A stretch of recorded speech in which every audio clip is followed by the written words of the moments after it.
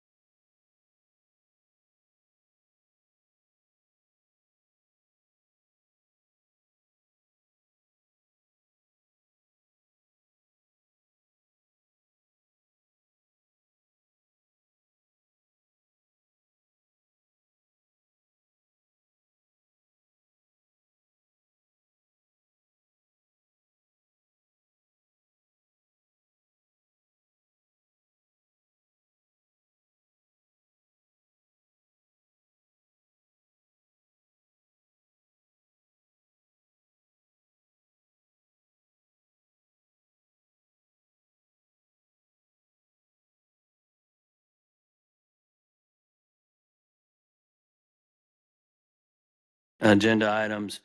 For the budget review, the budget for 2025, as I've commented before, I presented to the city manager and EOA office. And so, and then I also have presented to the city board.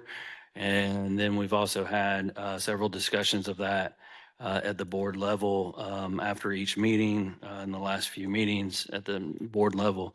And so there still has not been a final vote. That will be, my understanding, it will be the 17th of December. And as of right now, I was allowed 5 items to request, which was a new thing that the CFO added this year. Anyway, with that being said, I took the priorities that we had. Some of the larger ones were the senior facility that we're trying to accomplish here next year. If somebody can mute that, that'd be excellent. Thank you. Anyway, so the biggest things that we did get on the budget that are tentative right now are some funds for the Resman Golf Course. We've always had a loss in our operations there under merchandising and concessions. We have $50,000 that we start with merchandising and a little bit less than that for concessions, and then we expend that throughout the year. All the revenue goes to the general fund. Anyway, we're not able to buy enough merchandise now to make it through the whole year. Anyway, so with this new funding, hopefully that's all approved. We'll be able to improve that there. So it's not as much as we needed for the whole department, but I'm thankful to get something. So I do have a budget document here. This is the proposal here for the 2025 budget.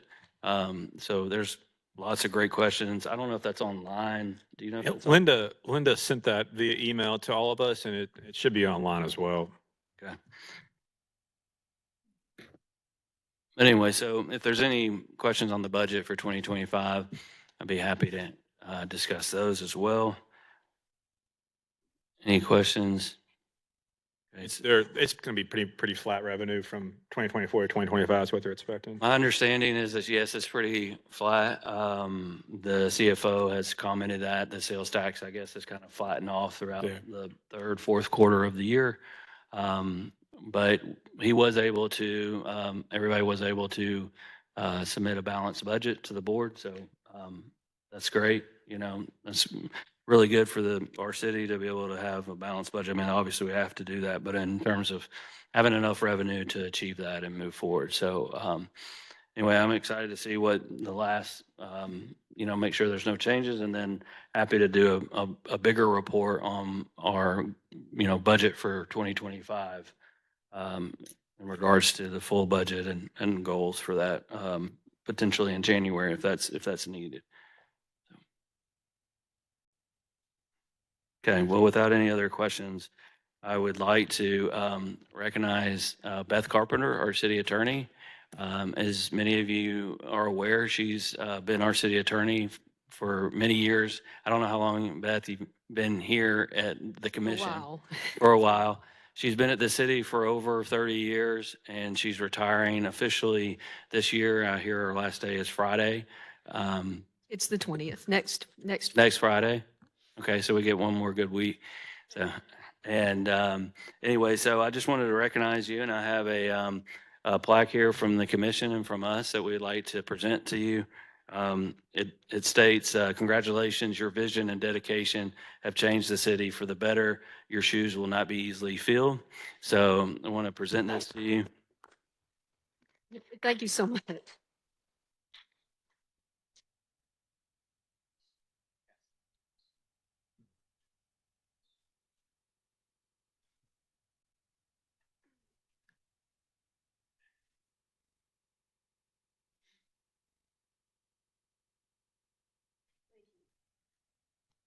Thank you so much. Oh, wow. Thank you. I don't know what to say. Oh, that goes with that. Well, it's certainly been my pleasure serving the Parks Commission in the city of Little Rock, and I've enjoyed every minute of it. And I'm going to miss everyone. I've been with the commission I can't even remember how many years, but it's been a while. So thank you so much. And you're in very good hands with Simone Blagg, and she'll be at the next meeting. And again, I certainly appreciate all of the love, and I love you guys as well. Thank you so much. Thank you. Thank you, Beth, for your service, and we wish you well in retirement. If you get bored on Wednesdays at noon, you can always come hang I out can for an always hour. come up and do citizen communication. There you go. There you go. Pickleball. Yes, thanks for reminding me. All right. Can I Oh yeah, sorry. have a quick question, Leland, on the budget? I'd looked at the revenue side just for the general city, and I was gonna ask earlier at the master plan committee, it was just something that caught my eye. Golf, they're showing going up, I mean, a fair amount, 180,000, and then fitness and aquatics is going up 180.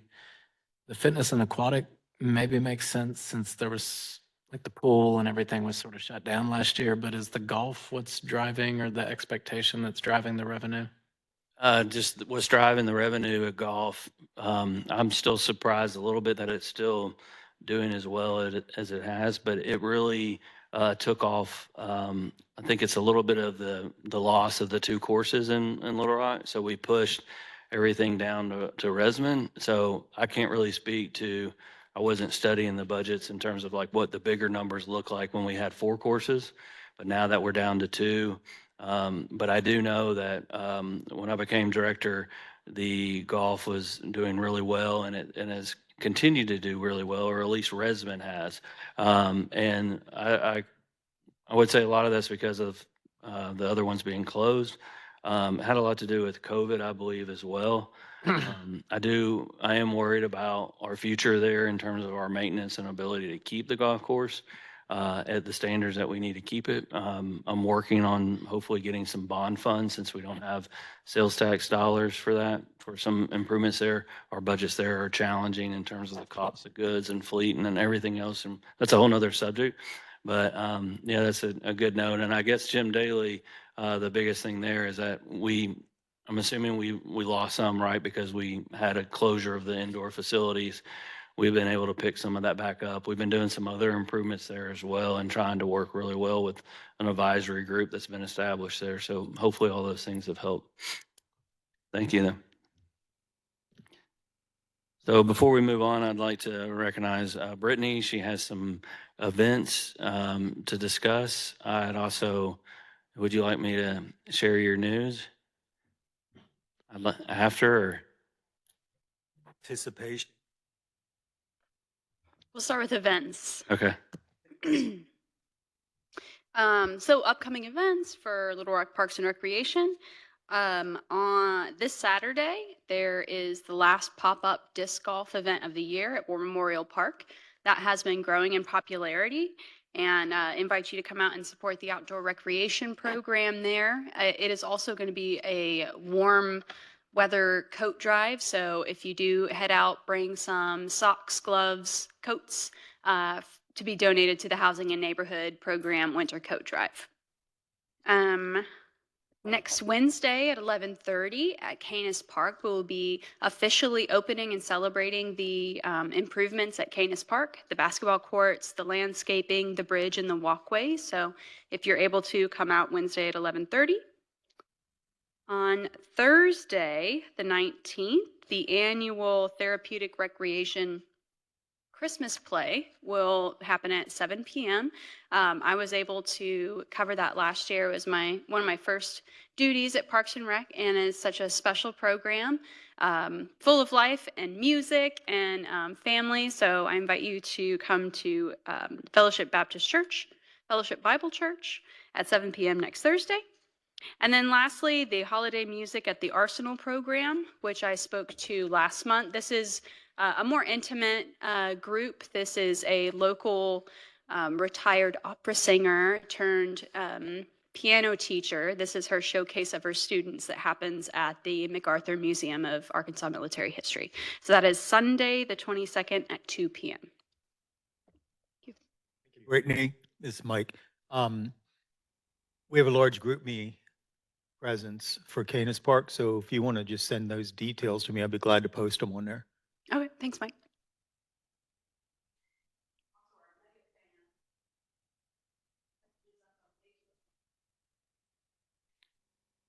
So I would like to recognize Brittany. She's been here for over a year and has done a lot of great things for the department.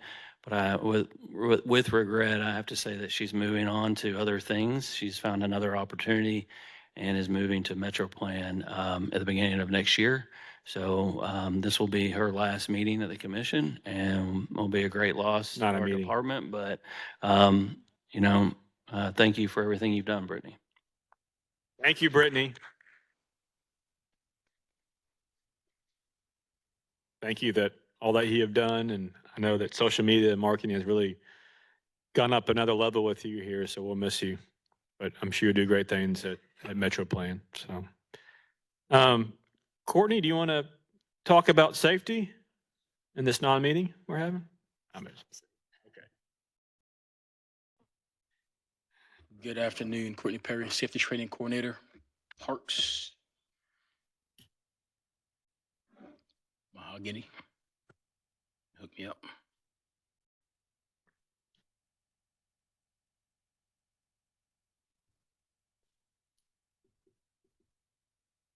Just waiting for a second for the slides, that's all.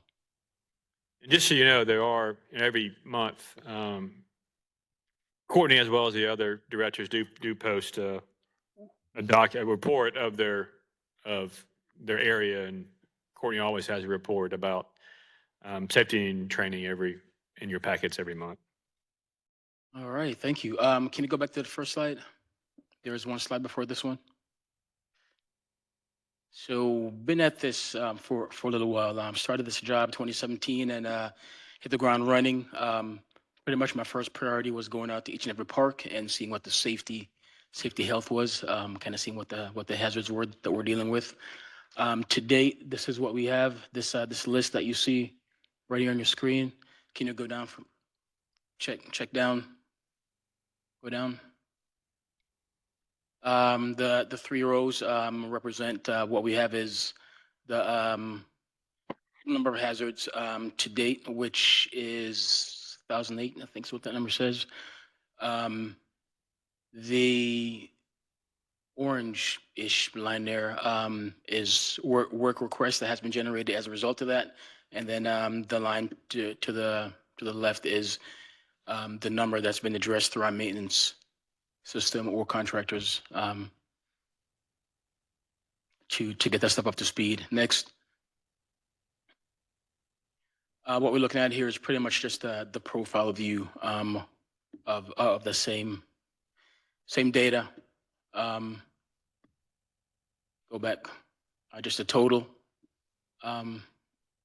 accomplished, total that's been through the maintenance system, and then what remains outstanding. So to date, we've got of the 1,008, we've got 84% that's been actually rectified, either through our maintenance or through contractors, which leaves about 16% left, which is about 167, I think. Next. So each and every hazard goes through a logical process of safety risk management, right? So what we're looking at here is a logical matrix risk assessment based on probability or frequency over time, as well as severity, how bad the manifestation of a hazard could actually be if it was to actually happen, right? So this is the matrix that's used to assess each, which also helps to prioritize. As you all know, resources are limited, so we need to prioritize and address those that are worst, and then next, et cetera. Red, skip to the next slide, Mahogany. I'll explain that in the next slide.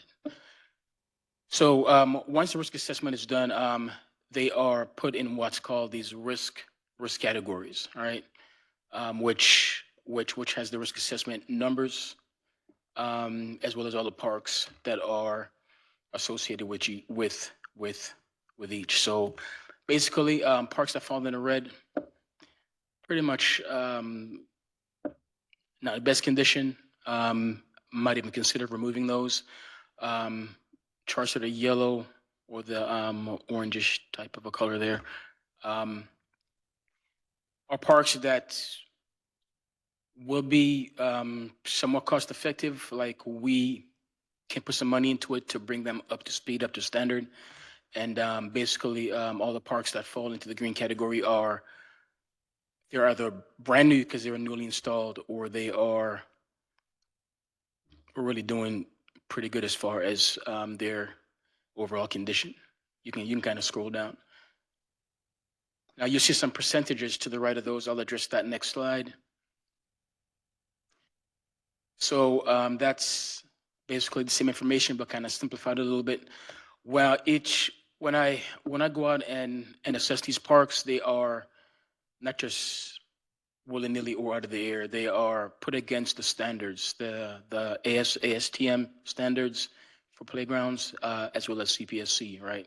So the percentages that you see reflected there in the last column, it's graduated. Can you go up top and then just kind of scroll down? Graduated from green all the way down to red. You could also read it from red all the way up. But again, it's the same idea. The group of parks that fall in green are in overall good condition, or they're brand new, newly installed, like Boyle, Pankey, etc. Scroll down, and you can kind of see how the associated scores fall into those parks that are in red. Once again, this slide includes parks that have actually been removed as a result, in large part as a result of the safety program, identifying these parks as needing to be removed, right? The rest that are on there that have not been removed yet, they're in the works and we're figuring it out, right? But basically the same concept as the last slide, as you see them color coded right there. The ones that are in the yellow and orange, we can invest in them to improve them, and they'll be safe enough to actually use out there. So yes, you Can I ask can. a sir. quick question on that? So is the breakout between green and yellow and orange and red, is it simply the compliance rate? So if it's 90 or above, it's green, and Yeah, right. within So- that 90, even if they have like one, and it's a critical issue, it would still show as green on there. Yeah, so that-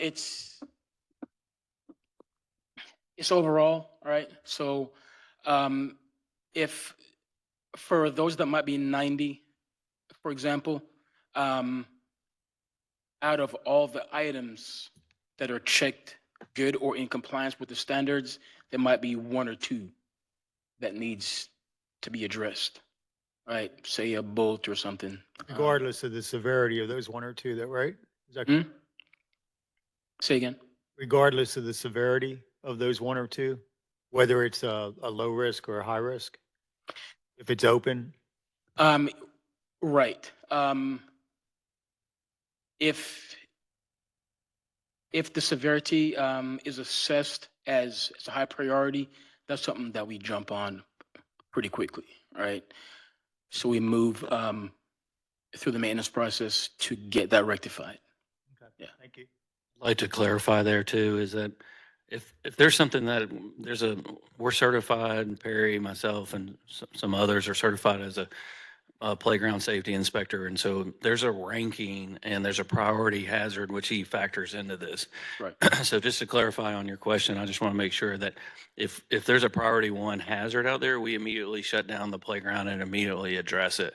So it wouldn't be in the green, it would immediately go to the red. So and then that's why Perry's here. And so we would address it that way. So not, if it depends on how high the severity is. But Can you if go it's back a just couple one slides? item, like there's a bolt missing or something on a component and there's, it's not listed as a priority one hazard, then it might be a 93% or something, just to help clarify that. But Justin, you have something to add to that?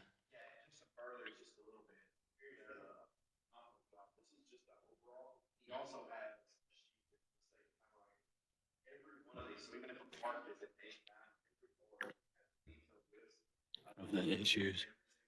Right.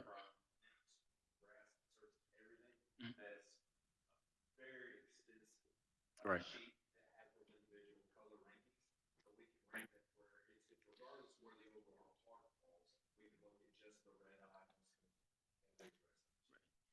Can you go back just a couple of slides, back to the matrix, Mahogany, please? And just to piggyback on what Leland was saying, like this, you can see the codes that correspond to each section. It's small, but you can see the codes there. Go back one more slide, and those codes are based on one more slide back, based on how we use this matrix right here. So, for example, if we determine that a hazard is occasional, will happen only occasionally at a moderate severity, then it crosses to a 3C, which is a medium. The M means medium, the H is high, the red is extremely high, which is bad, and the green is of course good. So Just That's to how it wrap breaks this down. up too, I'd like to share is that we, as staff, there's a certain group of us operations that meet every 2 weeks to review certain things like this list. That's how we go through this list. This list also helps us understand what needs to be replaced, what needs to be removed, as funding will allow or not allow. Also, Perry, this is not the only asset that he has this kind of detailed information. He reviews all different types of assets to, they're not all to this level, but a lot of them like light poles or community centers in terms of that. And he Right. takes all the public requests as well. So if somebody brings a request to our attention that there's a safety concern, because Perry is one guy that's trying to cover 6,000 acres is challenging. So we encourage our staff to look into all these as well. But anyway, that's just a little tidbit of Perry's work. And I appreciate your presentation. Any more questions? Thank you. All right, thanks. You'll see on the agenda, there's a lot of items in old business. Does anyone have any just comments or discussions on that before we move to the new business? And I'm assuming the new business will be new business for next month. Okay. Any questions or comments on unfinished business? I have one question before before Beth goes away. On the membership, I know we have some vacancies coming up in January. In the bylaws, it says that the commission shall fill those appointments. I mean, how does that process work, or how should That- that work? The bylaws imply that we should kind of nominate. The bylaws need to be amended to reflect what currently is happening. The bylaws are incorrect. And that would be on Simone's plate for the first of the year to get sorted out. Bless you. Selections, there is a process, and Leland knows about this as well, to fill positions on city boards and commissions, and that's through the city clerk's office. And I believe that the director would turn in the vacancies to the clerk's office. The clerk would post the position and fill the positions accordingly. They would need to be approved by the city board of directors. So there is a process that we have to go through to fill board and commission positions, and that's through the city clerk's office. And again, the bylaws, Parks Commission bylaws are not correct at this time on that. Thank you.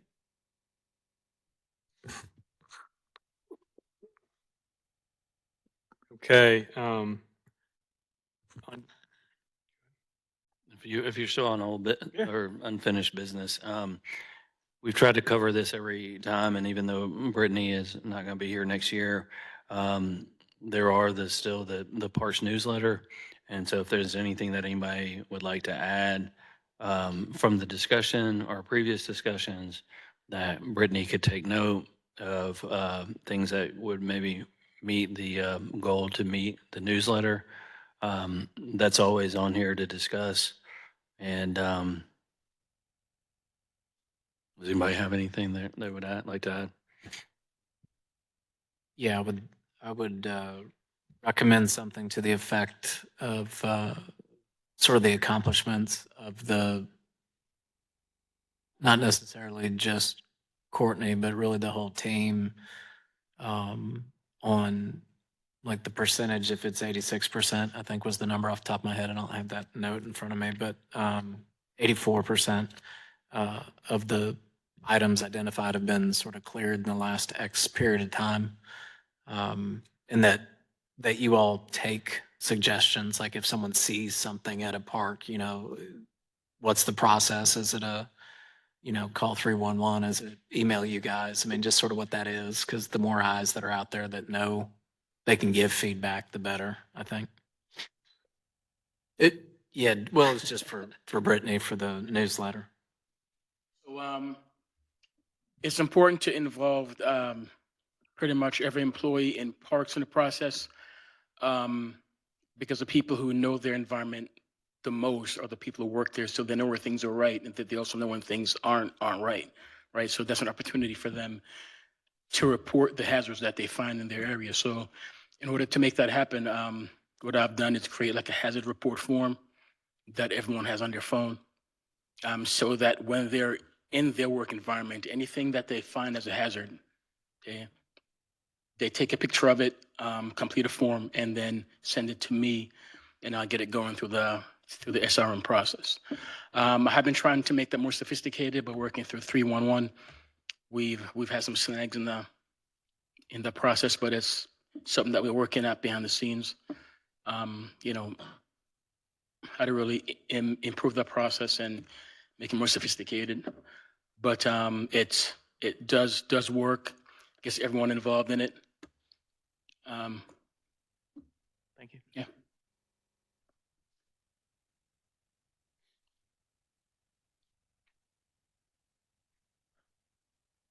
Okay, if there's nothing else, I was going to move to new business. We can't vote on anything, but if there's any discussion about the two items and on the extending the Parks Commission time, I wasn't here last month, but is that something that we feel strongly about as a commission? I was thinking about if we want to, this can be discussed, of course, it'll be discussed in January in new business, but maybe we start at 11:45 instead of noon. But I'm open to, if we think we really need more than 1 hour, I was thinking maybe extend it maybe start at 11:45 or end at 1:15, just see how that goes. But like I said, we can talk more in January about this or about the marketing, the dashboard as well, but just want to open up for any communication among us.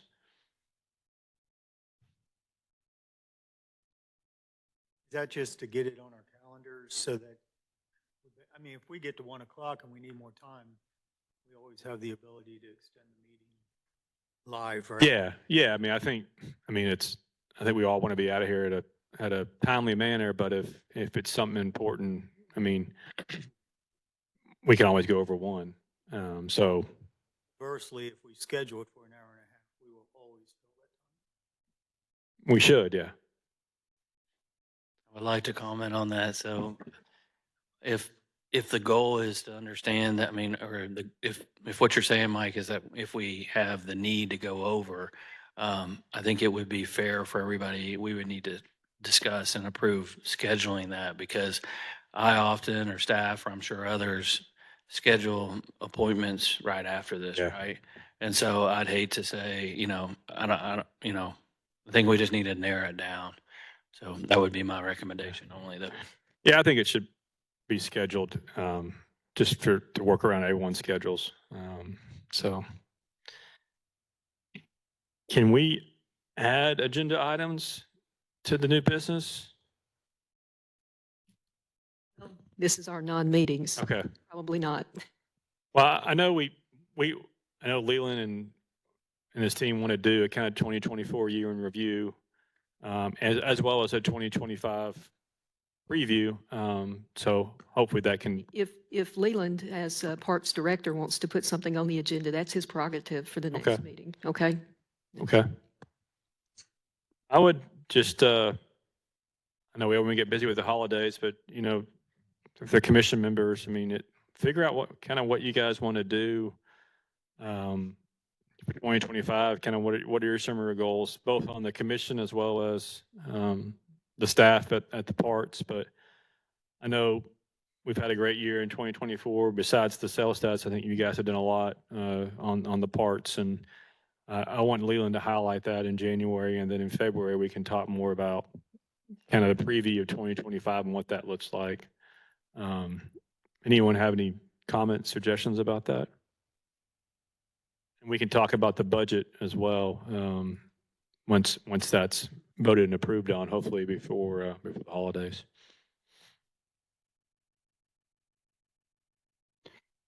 Just to clarify, Ben, are you suggesting that in January, the Parks Department present on our accomplishments and our completion of projects or highlights for 2024? Yes. And then with their, in that same time frame, present our goals and vision for 2025, or would For you, the February. for the February? Yeah. Okay. Also, just to clarify, we can schedule the meetings for an hour and 15 minutes or an hour and a half and end early. So if we don't use the full time, Right. feel free to end. We don't have. Yeah. Okay. Thank you.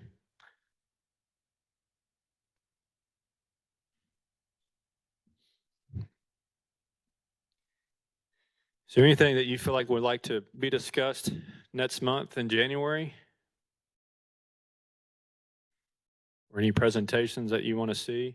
I mean, just be thinking about for the year, what you want to see from presentations or what goals you want to accomplish. And hopefully we can get back together in January and refresh and have some ideas for 2025 and goals. Hey, Brittany. I did want to speak to that hub, the information hub, the dashboard. Yeah. And Mahogany's going to pull up the website real quick. Cool. This does not exist yet, but it will exist before I leave. And so I wanted to show y'all where you will find it.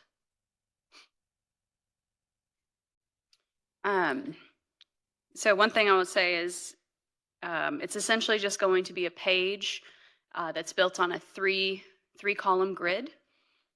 So here's our home page. Mahogany, if you scroll all the way down to the bottom of the page. So if you scroll up a little bit, this section of the website is called the large promos on the back end. So right now we highlight our leadership. So you see that great picture of Leland right there where you can click and read about him and some of our other leaders. Below that is our master plan. So I'm going to build another box right there that will be Parks Dashboard and a little quip about telling people what they might find on that page, essentially an information page for all things parks. So just know that you'll be able to go to the home page, scroll down to the bottom and look for that hub button right here with our master plan and leadership. And we're going to have just essentially links, master links to our master plan, strategic plan, the visions that you saw from the sales tax, a link to the commission, a link to the conservancy, job opportunities, leadership, budget, accomplishments, goals, performance measures, maps, online requests, linking to social media, reading the latest news, and viewing past presentations.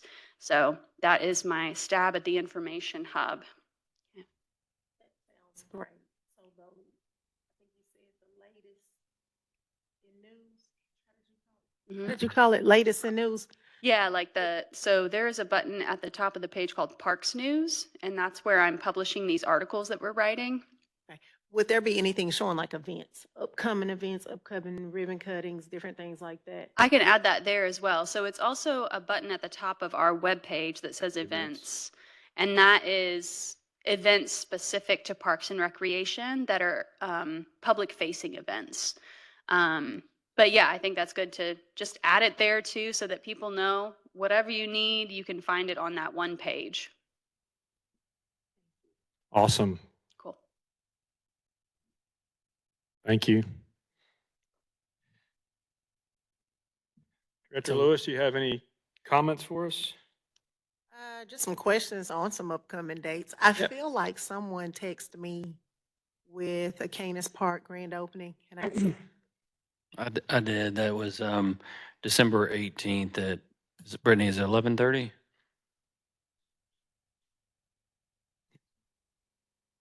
Thank you. And then do we have an ETA for Kiwanis? I knew you were going to ask that. So Yep. I'll give Justin an opportunity to share the latest challenges and updates for that finalization of that project.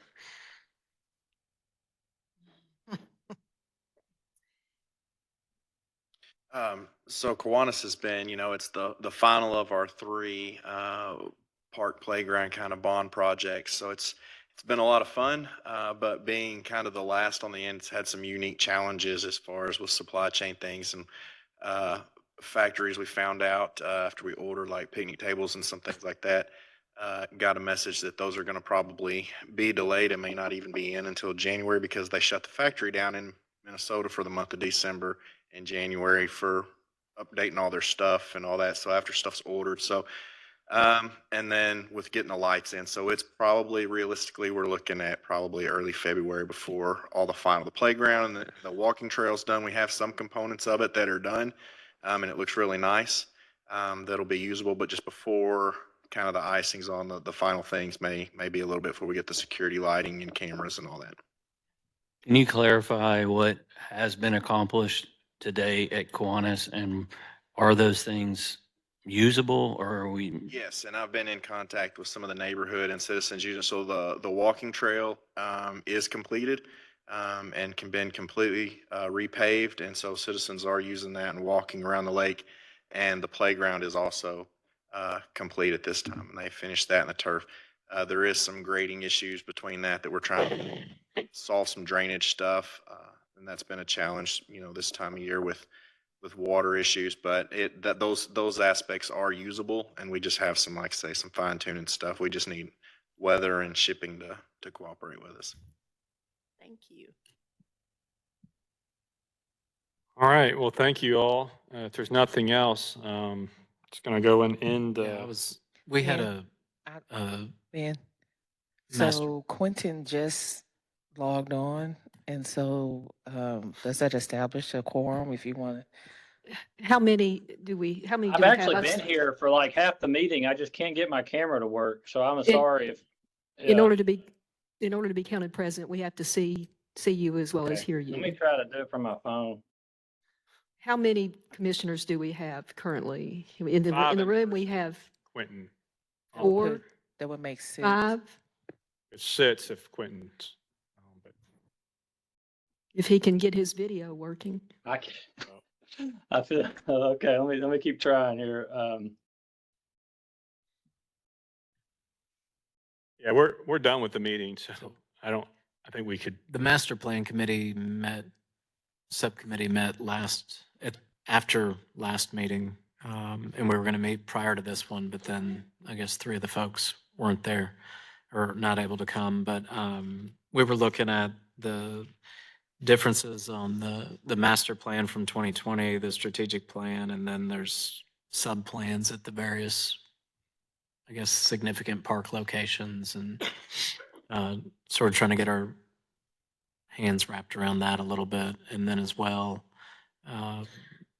there were some discussions around the budget process being what we're charged with as a commission versus sort of how it's occurring, and how we need to sort of rectify that or change language or whatever we need to do. So anyway, we will be meeting probably before the next January meeting as well, like prior to, but we'll have to schedule that. So. Yeah, Cannon, if you could work with Mahogany to get that scheduled so we can. Thanks. All right. Well, thank you so much. We have Quentin on video. Sorry. I don't know if you want to go back and do. think we just push It's everything. your choice as chair. The meeting is, it's nearly 1 o'clock. Yeah, I think we just push everything to January. Sorry, Quentin. I'm sorry. Is Brittany leaving? Did somebody say that? Yes. Ugh.